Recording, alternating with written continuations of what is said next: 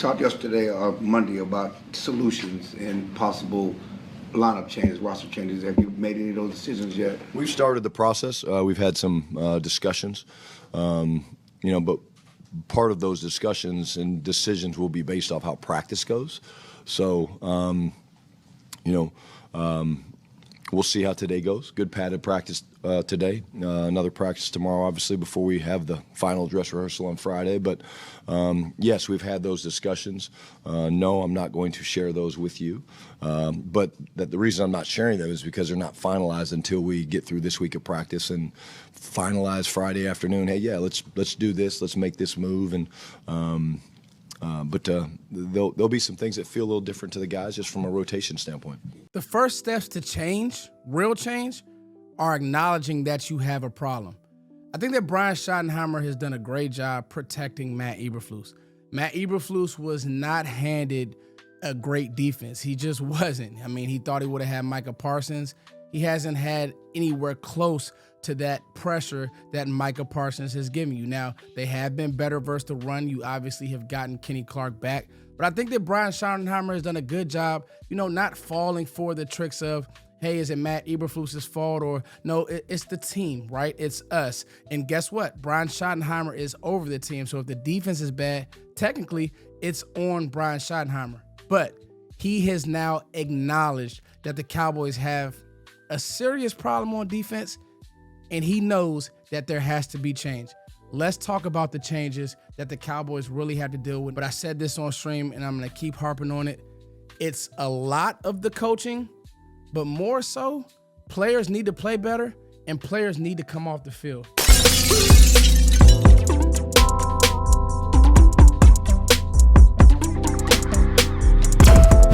Number one, guys, take Kaiir Elam off the field. He just hasn't been good enough. I know. I was one of the creators saying, give this guy a chance. The scheme in Buffalo is hard. Sean McDermott, blah, blah, blah. Well, you know what? Watching the tape back, he just doesn't have the instincts to play corner really at an NFL level. He has all the tools. He can run a 4-3, whatever, but he just doesn't have the instincts. He doesn't break on the ball well. He doesn't see it. It's always miscommunication on his side. He doesn't play the ball well. He's just not an NFL corner. With Bland coming back, play Bland on the outside, and that's number two. Play Bland on the outside.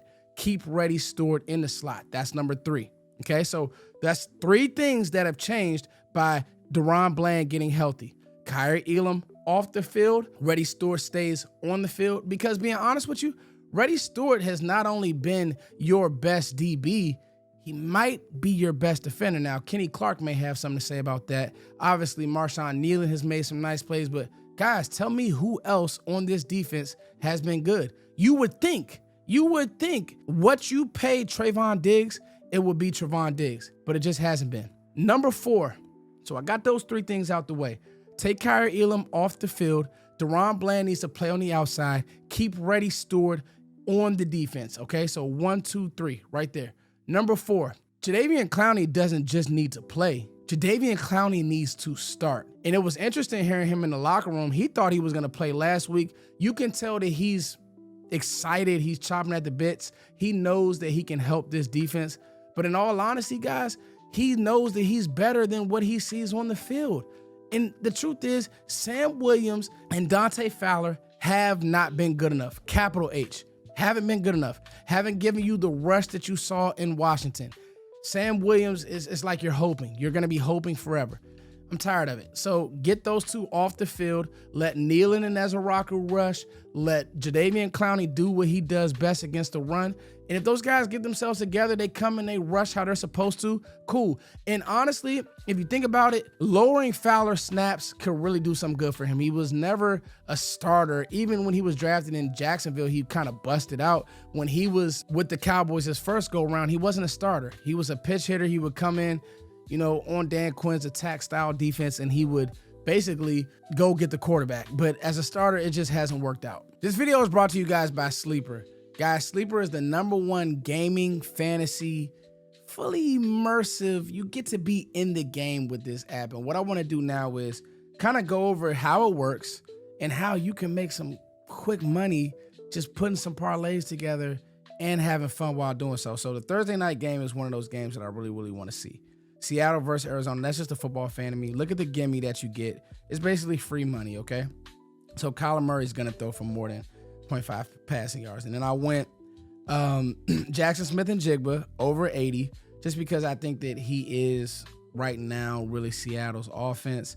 Went Marvin Harrison. I know he had the bad game this weekend, but I think that he will bounce back.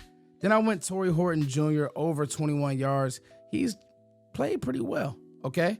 And so if you view this entry, this is what $10 gets you guys. $80. So, I mean, you guys tell me, use code FOOTS, get a $100 deposit match if you do so. Sleeper, thank you for sponsoring this channel. I have some new ones. Guys, number 5, Blitz Ready Stewart. This is a niche one, right? But I said Ready Stewart's been playing well, but now you need to start sending some of these pressures. You need to start sending pressures to speed some of these quarterbacks up. Jordan Love will get Lulu, but not just Jordan Love. A lot of quarterbacks struggle with pressure. They struggle with sim pressures. They struggle with corner blitzes. They struggle with stuff coming off the edge. Matt Eberflus, stop staying in these stagnant looks where everything looks the same and start sending some pressure, okay? So that's number 5. Start sending pressure, and preferably for me, it would be Ready Stewart. Number 6, play Y.A. Thomas. Y.A. Thomas, if for nothing else, I know that he hasn't played on 3 staffs. 3 staffs have said, man, I don't know about Y.A. Thomas. But at the end of the day, it can't get any worse than what we've seen from Donovan Wilson and Malik Hooker. And I love what Brian Schottenheimer said. Even if you're not going to flat out start Y.A. Thomas, rotate him. You can rotate these guys. You can't get any worse. Listen to this, guys. The Cowboys are 31st in defensive EPA per play, 5 touchdowns over 25 yards or more. So the ball is literally not only just going over their head, these are touchdowns. We're not getting these guys to the ground. We're not tackling these guys. Russell Wilson, career day. Caleb Williams, career day. Something has to change. Rotate the safeties. Who cares? If there's a tight end that's giving you issues, go put Marquise Bell or go put one of these guys on him. Go put a corner on these guys. Do something to change it up. And that brings me to my 7th point, though. That was 6. This is my 7th point. Change it up. Matt Eberflus, play some man and send the house. Go cover 0. You've already given up all these touchdowns. Do something different. I know I said that with the blitz packages, but now with the back end, do something different. You're not just going to be able to play cover 4. I know his mentality is, you know what? We want to keep everything in front of us. And honestly, I get that because this personnel, it isn't great, right? Like, Diggs can't run how he used to. But for nothing else, break your tendencies. Coaches have tendencies. I think tendencies are a good thing, but then sometimes I think you need to break your own tendencies. You need to look in the mirror, and it sounds like Brian Schottenheimer is forcing this defensive staff to look in the mirror and make some changes.